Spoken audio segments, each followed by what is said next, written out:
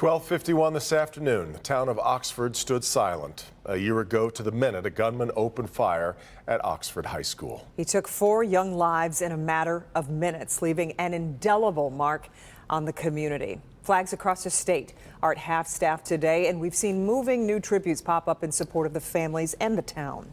Like this new O sign outside the bowling alley, which is offering free bowling to residents today.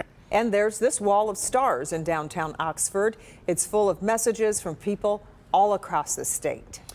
All in honor of these 4 people: Hannah St. Juliana, Justin Shilling, Madison Baldwin, and Tate Myre. And tonight, 2 parents who lost their children in the shooting are candidly talking about their heartbreak. And more importantly, how they want their sons and daughters remembered. Sean Lay is live in Oxford tonight, where hearts we know are weighing heavy. Sean. Absolutely. Very somber day here, and you're right. I did sit down with the parents of Tate Myre and the mother of Justin Shilling. We talked about how they want their sons to be remembered, they say, for their gratitude and for their kindness. We also looked forward, however, and talked about the prosecution in this case going for a life sentence for the person who's already admitted guilt in the shooting. 1 year later, how do you go on? Jill Suave was one of the parents who lost a child 1 year ago, Justin Shilling, just 17 years old. When I think I can't, go on, I have to really surrender to God and say, please flow through me, work through me, help me to just, stay upright, be a mom to my kids, and really, staying connected to Justin, praying to him too, like, come on, give mom faith. We're going to have to get through this. Suave hopes people remember Justin for his impact. She hopes people see Justin's photo, see the victims' faces, and take a moment to lift someone up. I've had a lot of students and the close friends reach out and say just that, like, it's kind of cheesy, but what would Justin do? Justin would get up, he would try hard, he wouldn't give up.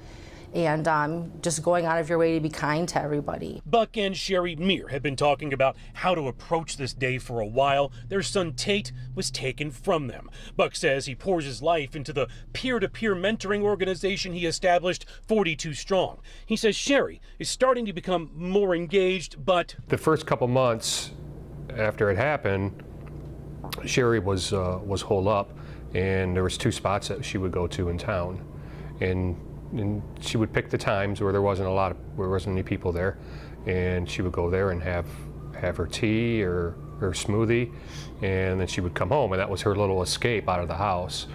And so we talked about it, and she wants to give.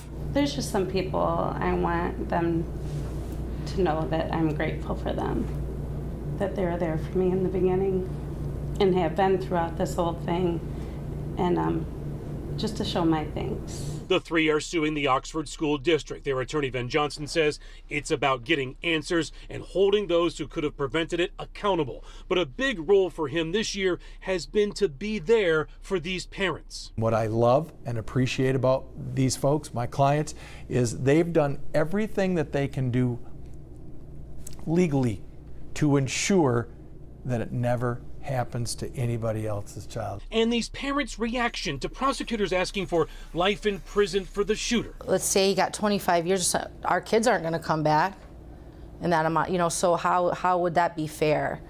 So yeah, life to me would be the only option that I would really want.